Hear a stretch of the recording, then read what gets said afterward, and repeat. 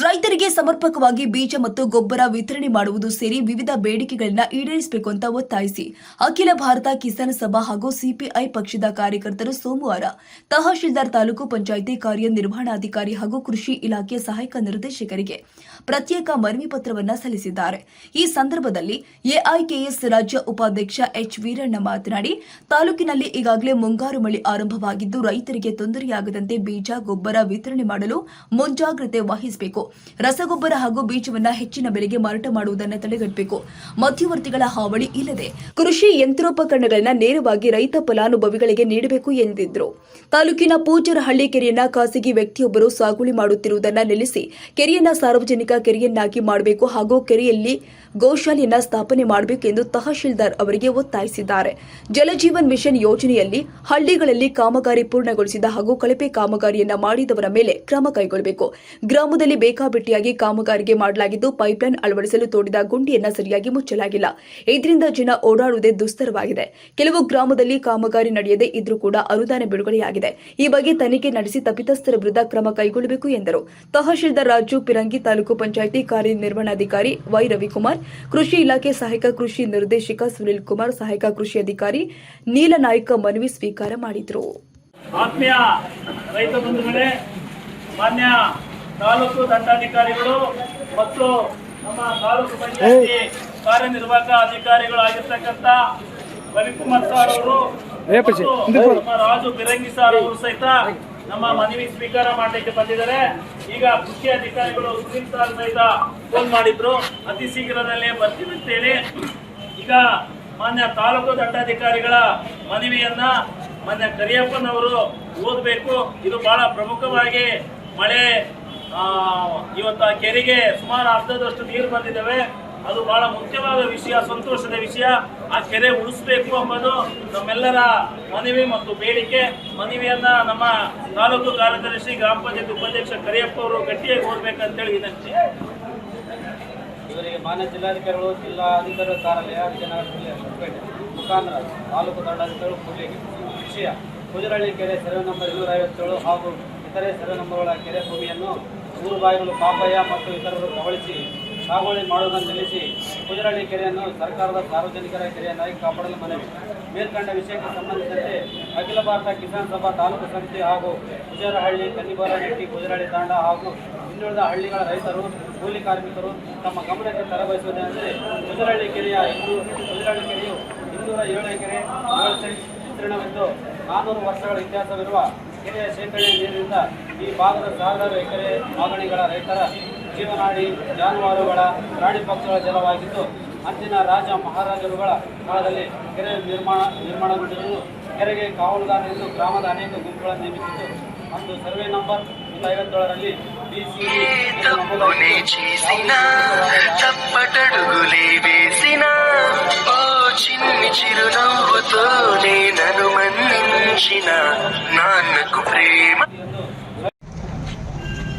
ಏನು ಅಖಿಲ ಭಾರತ ಕಿಸಾನ್ ಸಭಾದ ಅಧ್ಯಕ್ಷರು ಮತ್ತು ಎಲ್ಲ ಪದಾಧಿಕಾರಿಗಳು ಒಳಗೊಂಡಂತೆ ಇವತ್ತು ಏನು ಮನವಿ ಕೊಟ್ಟಿದ್ರು ಜಲಜೀವನ ಮಿಷನ್ ಸಂಬಂಧಪಟ್ಟಂತೆ ಇವತ್ತು ಯೋಜನೆಯನ್ನು ಗ್ರಾಮೀಣ ಮಟ್ಟದಲ್ಲಿ RWS ಇಲಾಖೆ ಕೂಡ ಅನುಷ್ಠಾನ ಮಾಡ್ತಿದೆ. ಆ ಒಂದು ಇಲಾಖೆಯ ಗಮನಕ್ಕೆ ತಂದು ಮತ್ತು ನಮ್ಮ ಮಹಿಳೆಯರುಗಳ ಜಿಲ್ಲಾ ಪಂಚಾಯತಿಯ ಮುಖ್ಯ ನಿರ್ವಾಹಕ ಅಧಿಕಾರಿಗಳ ಮೂಲಕ ನಾನು ಗಮನ ಈ ಮನವಿಯನ್ನು ತರ್ತೀನಿ. ಹಾಗೆ ಎಷ್ಟು ನಮ್ಮ ತಾಲೂಕು ಪಂಚಾಯತಿಯಲ್ಲಿ ನಡೀತಕ್ಕಂಥ ಇದು ಸಾಮಾನ್ಯ ಸಭೆಯಲ್ಲಿ ಕೂಡ ಇದನ್ನು ಗಮನ ತಂದು ಇದು ಕೂಡ ನಾನು ಚರ್ಚೆ ಮಾಡ್ತೀನಿ ಅಂತ ಹೇಳ್ತಾ ಈ ಮನೆಯನ್ನು ಕೂಡ ಮೇಲಧಿಕಾರಿಗೆ ಕಳಿಸ್ಕೊಡ್ತೀನಿ. ಥ್ಯಾಂಕ್ ಯು, ಧನ್ಯವಾದ. ಇಂದು ಅಖಿಲ ಭಾರತ ಕಿಸಾನ್ ಸಭಾ ವತಿಯಿಂದ ಇರತಕ್ಕಂಥ ಒಂದು ಮನವಿಯಲ್ಲಿ ಈಗಾಗಲೇ ಅದೇ ಗ್ರಾಮದವರಾದ ಕೂಡ ಸಿದ್ದಿನ್ ಖಾನ್ ಅವರು ಕೂಡ ಸವಿಸ್ತಾರವಾಗಿ ಈ ಬಗ್ಗೆ ಸರ್ವೆ ನಂಬರ್ 257ಕ್ಕೆ ಸಂಬಂಧಪಟ್ಟಂಗೆ ಕೆರೆ ಇರ್ತಕ್ಕಂಥದ್ದನ್ನು ಯಾವುದೇ ಒಬ್ಬ ವ್ಯಕ್ತಿ ಅತಿಕ್ರಮ ಮಾಡಿ ಅದು ತನ್ನದೇ ಅಂತ ಹೇಳಿ ಕಾನೂನು ಹೋರಾಟಗಳನ್ನು ಕೂಡ ಮಾಡ್ತಾನಂತೇಳಿ ಆ ವಿಷಯ ಕೂಡ ನಾವು ಅಲ್ಲಿ ಗೋಶಾಲೆ ಮಾಡಬೇಕಂತ ಸುಮಾರು ಒಂದು 2 ಸಾರಿ ಕೂಡ ಮಾನ್ಯ ಸಹಾಯಕ ಆಯುಕ್ತರ ಸಮಕ್ಷಮದಲ್ಲಿ ಕೂಡ ಅಲ್ಲಿ ಭೇಟಿ ನೀಡಿ ಆ ಸಂದರ್ಭದಲ್ಲಿ ನಮ್ಮ ತಾಲೂಕಿನ ಕಾರ್ಯನಿರ್ವಾಹಕರಾದಂಥ ರವಿಕುಮಾರ್ ಅವರು ಕೂಡ ನಮ್ಮ ಜೊತೆಯಲ್ಲಿ ಬಂದಿದ್ದರು. ಅದು ವಿಷಯ ನಮ್ಗೆ ಗೊತ್ತಿದೆ. ಅದು ಜಿಲ್ಲಾಧಿಕಾರಿಗಳ ಕೋರ್ಟಲ್ಲಿ ಕೂಡ ಇದು ಕೇಸ್ ಇದೆ ಅಂತ ಹೇಳಿ ಬಂದಿದೆ. ಅದರ ಜೊತೆಯಲ್ಲಿ ಶಿವಕೋಟೆಯಲ್ಲಿ ಕೂಡ ಇದು ಬಾವಿ ಇದೆ. ಅದು ಏನಿದೆ ಎಂಬುದನ್ನು ಕಾನೂನಾತ್ಮಕವಾಗಿ ನಾವು ಕೂಡ ಪರಿಶೀಲನೆ ಮಾಡಿ ಈ ವ್ಯಕ್ತಿ ನನಗೇನಾದರೂ ಸರ್ಕಾರದಿಂದ ಗ್ರ್ಯಾಂಟ್ ಆಗಿದ್ದರೆ ಅದನ್ನು ಪರಿಶೀಲನೆ ಮಾಡೋಣ, ಅಥವಾ ಅವರೇನಾದರೂ ಅತಿಕ್ರಮ ಮಾಡಿ ಅಕ್ರಮವಾಗಿ ಅದನ್ನೇನಾದರೂ ಸ್ವಾಧೀನದಲ್ಲಿದ್ದರೆ ಅದನ್ನು ಕಾನೂನು ರೀತಿಯಲ್ಲಿ ಅವರು ಹೊರಗಾಕಂಥ ಒಂದು ವಿಚಾರ ಮಾಡ್ತಾರೆ. ಏನಿಲ್ಲ, ಈಗ 20 ದಿನಗಳ ಕಾಲ ಯಾವುದೇ ಇರಲಿಲ್ಲ. ಈಗ ಒಂದು 4 ದಿನಗಳಿಂದ 20 ಎಕರೆಯಷ್ಟು ಕೆರೆ ಅಂಗಳವನ್ನು ಈಗ ಸಾಗುವಳಿ ಮಾಡಲಿಕ್ಕೆ ಗಿಡ ಕಡಿದಿರುವಂತೆ, ಅದಕ್ಕೆ ನಿಮ್ಮ ವ್ಯಾಪ್ತಿಯ ಕಾನೂನಿನಲ್ಲಿ ನಿಮ್ಮ ಸಂಬಂಧಪಟ್ಟವರನ್ನು ತಿಳಿದು ಅವ್ರಿಗೆ ಯಾಕಂದ್ರೆ ಅವಕಾಶ ಕೊಡಬಾರ್ದು ಅನ್ನೋದು ನಮ್ಮ ಉದ್ದೇಶ. ಇದು ನಮ್ಮ ಮನವಿ ಸರ್. ಖಂಡಿತ ಸರ್.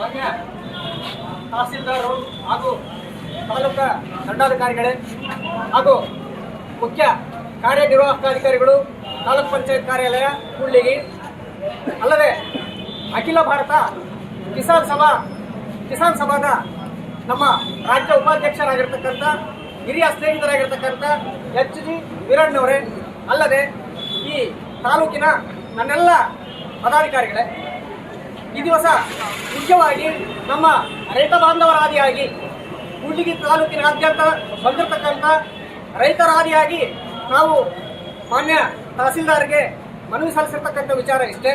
ಏನಂತ ಹೇಳಿದ್ರೆ, ಪೂಜಾರಹಳ್ಳಿ ಅಂತಕ್ಕಂಥದ್ದು ಒಂದು ಕುಗ್ರಾಮ ಅಂತ ಹೇಳಿದ್ರೆ, ನಮ್ಮ ತಾಲೂಕಿನ ಒಂದು ಕುಗ್ರಾಮ.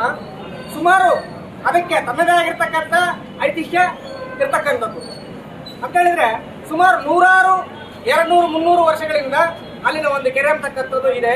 207 ಎಕರೆ 7 ಸೆಂಟ್ಸ್ ಇದ್ದು, ಆ ಒಂದು ಕೆರೆಯನ್ನು ನನ್ನದು ಅಂತೇಳಿ ಒಬ್ಬ ವ್ಯಕ್ತಿ ತಾನಾಗಿ ಅನಧಿಕೃತವಾಗಿ ಅತಿಕ್ರಮಣ ಪ್ರವೇಶ ಮಾಡೋದ್ರ ಮುಖಾಂತರ ಸುಮಾರು ವರ್ಷಗಳಿಂದ 4-6 ವರ್ಷಗಳಿಂದ ಪದೇ ಪದೇ ನಮಗೆ ಕಿರುಕುಳ ಕೊಡ್ತಾ ಇದ್ದೇನೆ, ತೊಂದರೆ ಕೊಡ್ತಾ ಇದ್ದೇನೆ.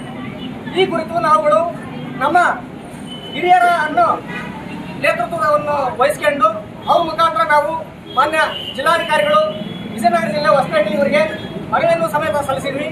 ಆ ಮುಖಾಂತರ ಅವರು ಅಲ್ಲದೆ ADLR ಮತ್ತೆ ಕಂದಾಯ ಇಲಾಖೆ ಅಧಿಕಾರಿಗಳು, ಆಮೇಲೆ ನಮ್ಮ ಮುಖ್ಯ ಕಾರ್ಯನಿರ್ವಹಣಾಧಿಕಾರಿಗಳು ಎಲ್ಲರೂ ಸ್ಥಾನಿಕ ಭೇಟಿ ಮಾಡಿದ್ರು.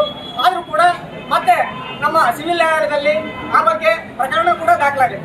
ಯಾರ್ಯಾರ ಬಗ್ಗೆ ಅಂತ ಹೇಳಿದ್ರೆ, ಆ ವಿಧಾನಸೌಧ ಚೀಫ್ ಸೆಕ್ರೆಟರಿ ಅವ್ರ ಮೇಲೆ, ಆಮೇಲೆ DC ಅವ್ರ ಮೇಲೆ, ನಮ್ಮ ತಹಸೀಲ್ದಾರ್ ಮೇಲೆ, PDO ಮೇಲೆ, ನಾವು ಗ್ರಾಮಸ್ಥರು ಒಂದು 5 ಜನದ ಮೇಲೆ, ಒಟ್ಟಾರೆ 9 ಜನದ ಮೇಲೆ ಅವರು ಪ್ರಕರಣವನ್ನು ದಾಖಲಿಸಿದ್ದಾರೆ.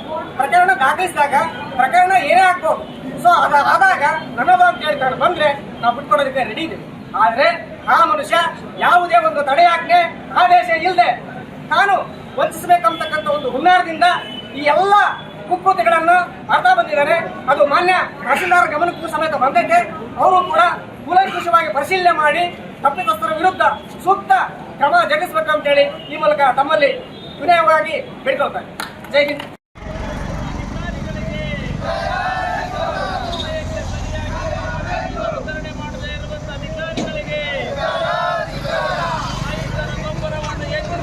ಮಾರಾಟ ಮಾಡುವ ದಲ್ಲಾಳಿಗಳಿಗೆ, ರೈತರ ಗೊಬ್ಬರವನ್ನು ಹೆಚ್ಚಿನ ಬೆಲೆಗೆ ಮಾರಾಟ ಮಾಡುವ ದಲ್ಲಾಳಿಗಳಿಗೆ, ಸಮಯಕ್ಕೆ ಸರಿಯಾಗಿ ಗೊಬ್ಬರ ರೈತರಿಗೆ ನೀಡದೇ ಇರುವ ಅಧಿಕಾರಿಗಳಿಗೆ, ಪೂಜಾರಹಳ್ಳಿ ಕೆರೆ ಒತ್ತುವರಿ ಮಾಡುತ್ತಿರುವ ಮಧ್ಯವರ್ತಿಗಳಿಗೆ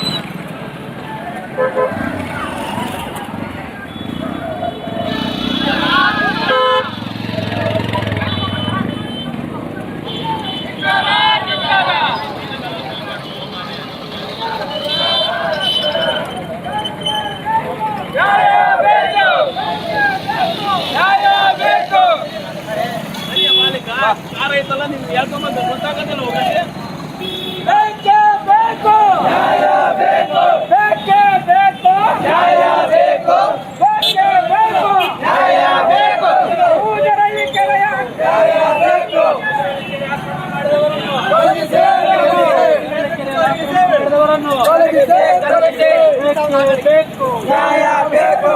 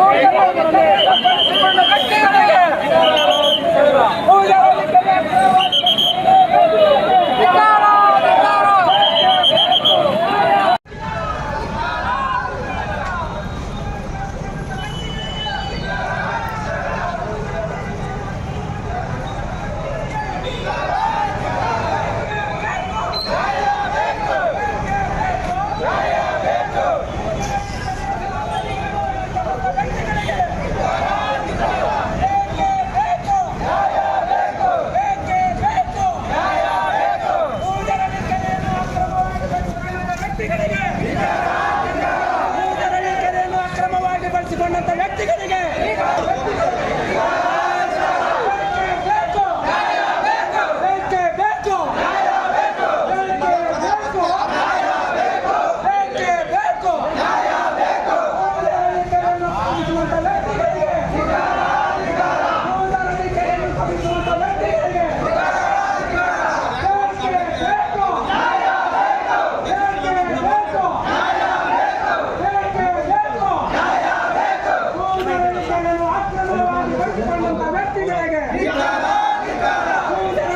ಅಕ್ರಮವಾಗಿ ಬಳಸಿಕೊಂಡಂತ ವ್ಯಕ್ತಿಗಳಿಗೆ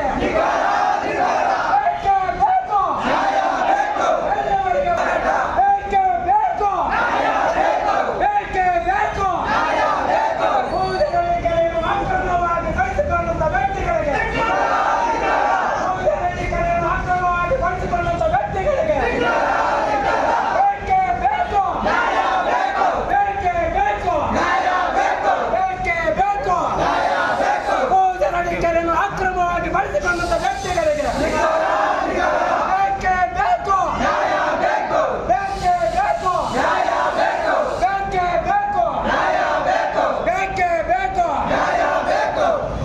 ರೈತರಿಗೆ ಬೇಕಾಗಿರುವಂತಹ ಪೈಪುಗಳನ್ನ ಮಧ್ಯವರ್ತಿಗಳ ಮೂಲಕ ಆಂಧ್ರ ಪ್ರದೇಶದ ರಾಯದುರ್ಗಂಗೆ ಮತ್ತು ಬೇರೆ ಬೇರೆ ಹಳ್ಳಿಗಳಿಗೆ ಇವತ್ತು ನಿರಂತರವಾಗಿ ಇವತ್ತು ಕಾಳು ಸಂತೆಯಲ್ಲಿ ಮಾರಾಟ ಮಾಡ್ತಿದ್ದಾರೆ ಗುಡೇಕೋಟೆ ಹೋಬಳಿಯಲ್ಲಿ.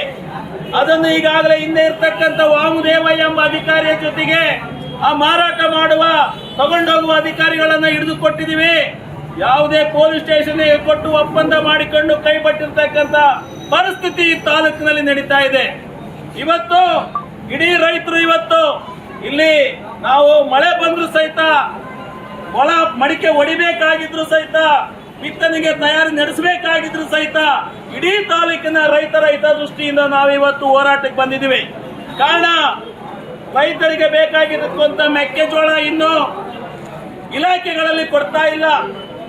ಮತ್ತೆ ರೈತರಿಗೆ ಬೇಕಾಗಿರುವಂತ ಬೇರೆ ಬೇರೆ ಸಾಮಗ್ರಿಗಳ ಬೀಜಗಳು, ಗೊಬ್ಬರಗಳು ಮತ್ತು ತಾಟ್ಪುಲಗಳು ಮತ್ತು ಇನ್ನಿತರೆ ಉಪಯೋಗಕ್ಕೆ ಇವತ್ತು ಶೇಂಗಾ, ಈ ತಾಲೂಕಿಗೆ ಬೇಕಿರ್ತಕ್ಕಂಥ ಶೇಂಗಾ ಬೀಜವನ್ನ ಮತ್ತು ಯಾವುದೇ ಸೀಡ್ಸ್ ಶೇಂಗಾವನ್ನ 3 ಬೀಜವನ್ನು ನಮ್ಮ ಹೋರಾಟಕ್ಕೆ ಜಿಲ್ಲಾ ಅಧ್ಯಕ್ಷರಾಗಿರ್ತಕ್ಕಂಥ ಗುಡಳ್ಳಿ ಹಾಲೇಶ್ ಅವರು ಬಂದಿದ್ದಾರೆ.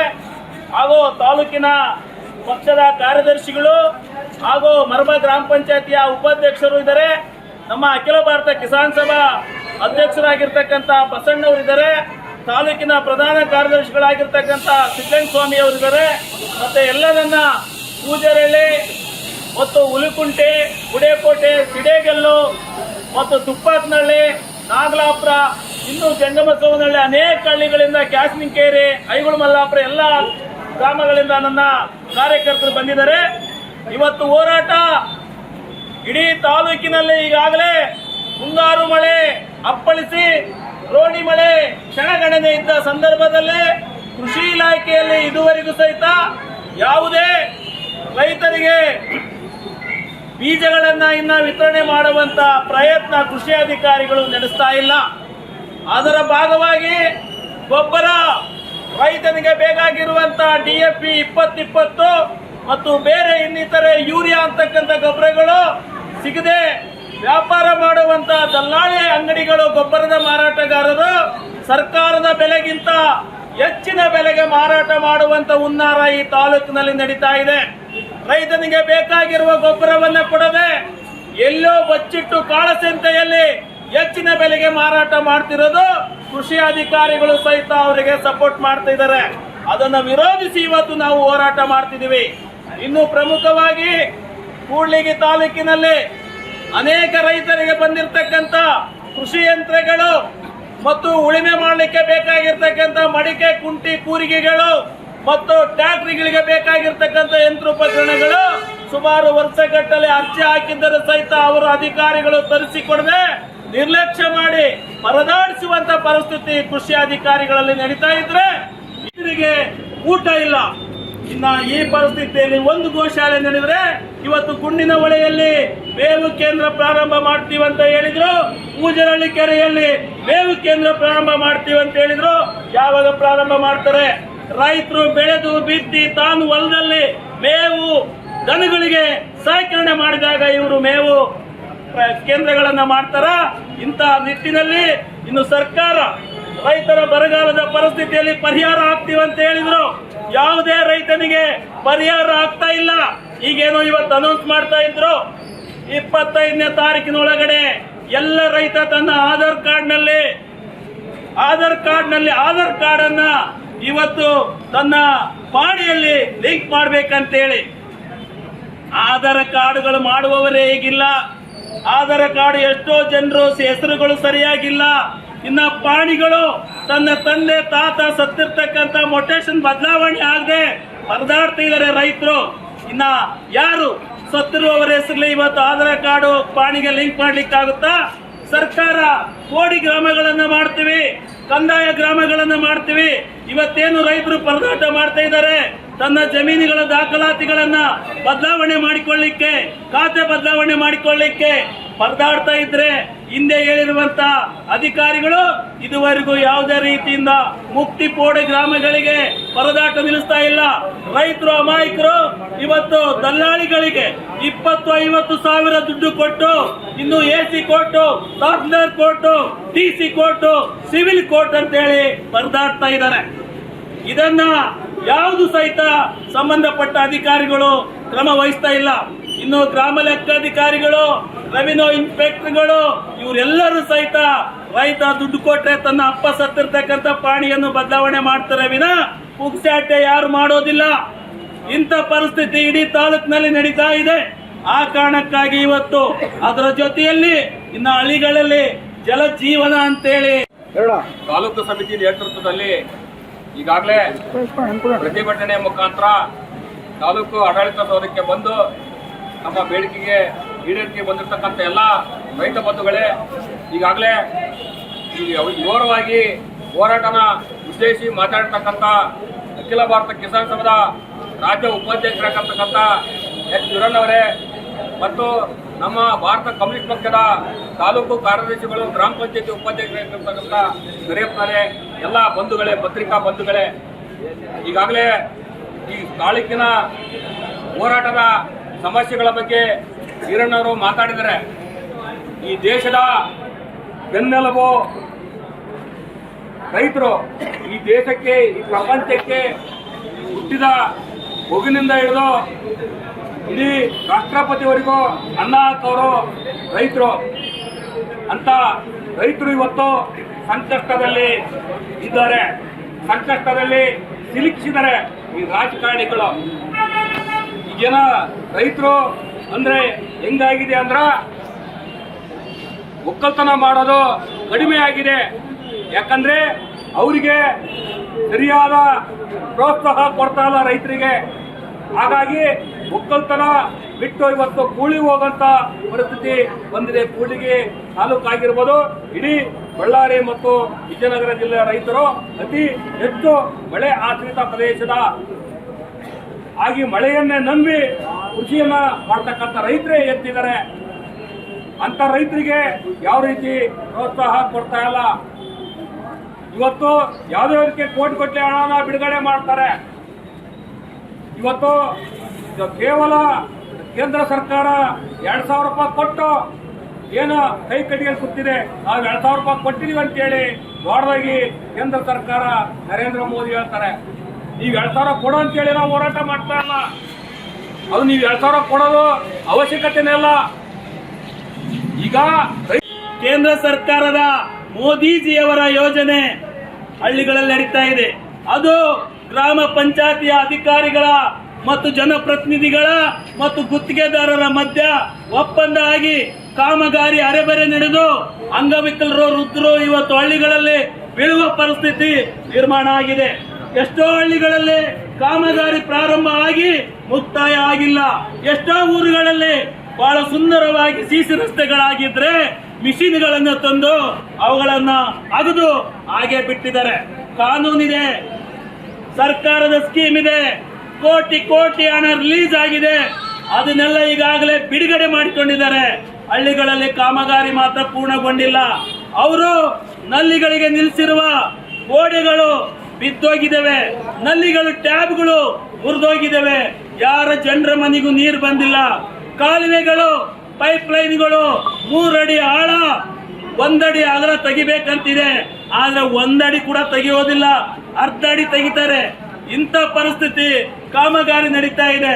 ಇವತ್ತು ಆ ಜಲಜೀವನ ಅಧಿಕಾರಿ ಹೆಂಗಿದಾನೆ ಅಂದ್ರೆ, ನನ್ನ ಯಾರು ಏನು ಮಾಡಿಕೊಳ್ಳಕ್ ಆಗೋದಿಲ್ಲ, ಯಾರು ನನ್ನ ಏನು ಕಿತ್ಕೊಳ್ಳಕ್ ಆಗೋದಿಲ್ಲ ಅನ್ನುವಂತ ಅಧಿಕಾರಿ. ಇದೇ ಕೂಡ್ಲಿಗಿ ತಾಲೂಕಿನ ಚಿಕ್ಕಜೋಗಳ್ಳಿ ಗ್ರಾಮದ ಒಬ್ಬ ವ್ಯಕ್ತಿ ನಮ್ಮ ಕೂಡ್ಲಿಗಿನ ಕುಡಿಯುವ ಸಣ್ಣ ನೀರಾವರಿ ಮತ್ತು ಜಲಜೀವನ ಯೋಜನೆಯ ಅಧಿಕಾರಿಯಾಗಿ ಕೆಲಸ ಮಾಡ್ತಿದ್ದಾರೆ. ನಾವು ಶಾಸಕರಿಗೆ ಒಂದು ಮನವಿ ಮಾಡಿಕೊಳ್ತಿದ್ದೀವಿ. ಅಧಿಕಾರಿಗಳು ಯಾವ ನಿಟ್ಟಿನಲ್ಲಿ ತಾಲೂಕಿನಲ್ಲಿ ಕೆಲಸ ಮಾಡ್ತಿದ್ದಾರೆ, ಅಧಿಕಾರಿಗಳು ಜನರ ಕೆಲಸಗಳನ್ನ ಸ್ಪಂದನೆ ಮಾಡ್ತಾ ಇದ್ದಾರ, ಸರ್ಕಾರದ ಯೋಜನೆಗಳನ್ನ ಜನರಿಗೆ ತಲುಪಿಸ್ತಾ ಇದ್ದಾರ, ಕಾಮಗಾರಿಗಳನ್ನ ಆ ಹಳ್ಳಿಯ ಮುಗ್ಧ ರೈತ ಬಡವರಿಗೆ ಇವತ್ತು ತಲುಪಿಸ್ತಾ ಇದ್ದಾರ. ಇದು ಯಾವುದು ನಡೀತಾ ಇಲ್ಲ. ಇವತ್ತು 5 ಯೋಜನೆಗಳಲ್ಲಿ ಈ ಜನ ಹಾಳಾಗ್ತಾ ಇದ್ದಾರೆ. ಇನ್ನು ನ್ಯಾಯಬೆಲೆ ಅಂಗಡಿಗಳಲ್ಲಿ ಅಕ್ಕಿ ಕೊಡುವಂತ 5 ಕೆಜಿಯಲ್ಲಿ 4 ಕೆಜಿ ಅಕ್ಕಿ ಕೂಡ್ಲಿಗಿ ತಾಲೂಕಿನ 120 ನ್ಯಾಯಬೆಲೆ ಅಂಗಡಿಗಳು ಇವತ್ತು ವಿತರಣೆ ಮಾಡ್ತಾ ಇದ್ದಾರೆ. ಆ ನ್ಯಾಯಬೆಲೆ ಅಂಗಡಿಗಳ VSS ಸೆಕ್ರೆಟರಿಗಳನ್ನ ಕೇಳಿದ್ರೆ ಇವತ್ತು ಅಲ್ಲಿ ವೇ ಬ್ರಿಡ್ಜ್ ತೂಕ ಕಡಿಮೆ ಕೊಡ್ತಾ ಇದೆ, ಇವತ್ತು ಚೀಲಗಳಿಗೆ ತೂಕ ಕಡಿಮೆ ಕೊಡ್ತಾ ಇದ್ದಾರೆ. ಇವತ್ತು ನಮಗೆ ಡಿಸ್ಟ್ರಿಬ್ಯೂಟ್ ಮಾಡುವಂತ ಮ್ಯಾನೇಜರ್ ನಮಗೆ ಅಕ್ಕಿ ಕಡಿಮೆ ಕೊಡ್ತಾ ಇದ್ದಾರೆ. ಅವ್ರು ಯಾರು ಅಕ್ಕಿ ಕಡಿಮೆ ಕೊಡ್ತಾ ಇಲ್ಲ. ಇವರೆಲ್ಲ ಕಾಳು ಸಂತೆಯಲ್ಲಿ ಇವತ್ತು ಮಾರಾಟ, ಅನೇಕ ಪೊಲೀಸ್ ಇಲಾಖೆಗಳಲ್ಲಿ ಕೇಸ್ ಆಗಿದ್ದಾವೆ. ಚಳ್ಳಿಕೇರಿ, ಚಿತ್ರದುರ್ಗ, ಇವತ್ತು ಬೇರೆ ಬೇರೆ ಆಂಧ್ರ ಪ್ರದೇಶಕ್ಕೆ ಲೋಡು ನ್ಯಾಯಬೆಲೆ ಅಂಗಡಿಯ ಅಕ್ಕಿಗಳು ಇಲ್ಲಿಂದ ಸರಬರಾಜು ಆಗ್ತಾ ಇದೆ. ಆದ್ರೆ ಆ ಅಕ್ಕಿ ಲೋಡು ಅಲ್ಲಿ ಹೋಗ್ತಾ ಇದ್ರೆ ಇಲ್ಲಿ ಜನರಿಗೆ 1 ಕೆಜಿ ಕಡಿಮೆ ಆಗ್ತಿದೆ. ಇದನ್ನ ಕೇಳಿದ್ರೆ ಕಡಿಮೆ ಬರ್ತಾ ಇದೆ ಅಂತೇಳಿ ಸಬಾಬ್ ಉತ್ತರ, ಆರ್ಕಿ ಉತ್ತರ, ಸುಳ್ಳು ಉತ್ತರಗಳನ್ನ ಅಧಿಕಾರಿಗಳು ಕೊಡ್ತಾ ಇದ್ದಾರೆ. ಆ ನಿಟ್ಟಿನಲ್ಲೇ ಸಂಬಂಧಪಟ್ಟ ಆಹಾರ ಇಲಾಖೆಯ ವಿಸ್ತರಣಾ ಅಧಿಕಾರಿಗಳು ಕ್ರಮ ಕೊಡಬೇಕಾಗಿದೆ. ಮೊನ್ನೆ ಐಗುಳಮಲ್ಲಾಪುರದಲ್ಲಿ ಈಗಾಗಲೇ ಕಂಪ್ಲೇಂಟ್ ಮಾಡಿದ್ದಾರೆ ನಮ್ಮ ಕಾರ್ಯಕರ್ತರು. ಇಂಥ ಕೂಡ್ಲಿಗಿ ತಾಲೂಕಿನ ಅನೇಕ 100 ಸಮಸ್ಯೆಗಳು ರೈತರಿಗಿದ್ದಾವೆ. ಇದರ ಮಧ್ಯ ಇನ್ನು ಅಂಗಡಿಗಳಲ್ಲಿ ದಲ್ಲಾಳಿಗಳು ಗೊಬ್ಬರ ಮಾರಾಟ ಮಾಡಿದ್ರೆ ಯಾವ ರೈತನಿಗೂ ಬಿಲ್ ಕೊಡೋದಿಲ್ಲ. ಬಿಲ್ ಕೇಳಿದ್ರೆ ಬಿಳೆ ಪೇಪರ್ನಲ್ಲಿ ಪೆನ್ನಲ್ಲಿ ಬರೆದು ಬೇಗ ಕೊಡ್ತಾರೆ. ಮತ್ತೆ ಅವರು GST ಬಿಲ್ಗಳು ಮಾಡಬೇಕಾಗಿದೆ. ಮತ್ತು ಯಾರಿಗೆ ಗೊಬ್ಬರ ಮಾರಾಟ ಮಾಡಿ ಅಂತಕ್ಕಂಥ ದಾಖಲೆಯಿಲ್ಲದೆ ಹನುಮಂತ, ಭರಮಪ್ಪ, ನಿಂಗಪ್ಪ, ಈರಪ್ಪ, ಚೌಡಪ್ಪ ಎಂಬ ಸುಳ್ಳು ಹೆಸರುಗಳನ್ನ ಬರ್ಕೊಂಡು ಇವತ್ತು ಲೆಕ್ಕ ಕೊಡ್ತಾ ಇದ್ದಾರೆ. ಇದಕ್ಕೆ ಅಧಿಕಾರಿಗಳು ಕೂಡ ಸಪೋರ್ಟ್ ಇದ್ದಾರೆ ಅಂತಕ್ಕಂಥ ಭಾವನೆ ನಮ್ಮ ರೈತರದು. ಆ ಕಾರಣಕ್ಕಾಗಿ ನಾವಿವತ್ತು ಅಖಿಲ ಭಾರತ ಕಿಸಾನ್ ಸಭಾ ಕೂಡ್ಲಿಗಿ ತಾಲೂಕು ಸಮಿತಿ ರೈತರ ಬೇಡಿಕೆಗಳು ಬಹುಮುಖ್ಯವಾಗಿ ಪೂಜಾರಳ್ಳಿ ಅಂತಕ್ಕಂಥ ಒಂದು ಕೆರೆ, ಸುಮಾರು 207 ಎಕರೆ ಆ ಜಮೀನಿದೆ. ಅದು ಸುಮಾರು ಪುರಾತನ ರಾಜ ಮಹಾರಾಜರು ಕಟ್ಟಿರ್ತಕ್ಕಂಥ ಒಂದು ಕೆರೆ. ನಾವು 3/2/2022 ಪೂಜಾರಳ್ಳಿ ಪಂಚಾಯತಿಯಿಂದ ಸುಮಾರು 1000 ಜನ ರೈತರು ನಾವು ಹೊಸಪೇಟೆಯ DC ಜಿಲ್ಲಾಧಿಕಾರಿ ಅನಿರುದ್ಧೀನ್ ಶ್ರಾವಣ ಅವರಿಗೆ ಮನವಿ ಕೊಟ್ಟಿದ್ದೀವಿ. ಅದರಲ್ಲಿ BCD ಅಂತಿದೆ. ಆ BCD ಅನ್ನ ತೆಗೆದುಹಾಕಬೇಕಾಗಿದೆ. ಸರ್ಕಾರದ ಕೆರೆಯಾಗಿ ಸಾರ್ವಜನಿಕರ ಉಪಯೋಗಕ್ಕಾಗಿ ಕೆರೆ ಉಳಿಸ್ಬೇಕಂತೇಳಿ. ಆದ್ರೆ ಇತ್ತೀಚಿನ ದಿನಗಳಲ್ಲಿ ಅದು ಇನ್ನ ಯಾವುದೇ ದಾಖಲಾತಿ ಬದ್ದಾಗದೆ ಆ ಗ್ರಾಮದ ಒಬ್ಬ ವ್ಯಕ್ತಿ ಇವತ್ತು ಅದನ್ನು ಕಬಳಿಸಲಿಕ್ಕೆ ಹುನ್ನಾರ ನಡೀತಿದೆ.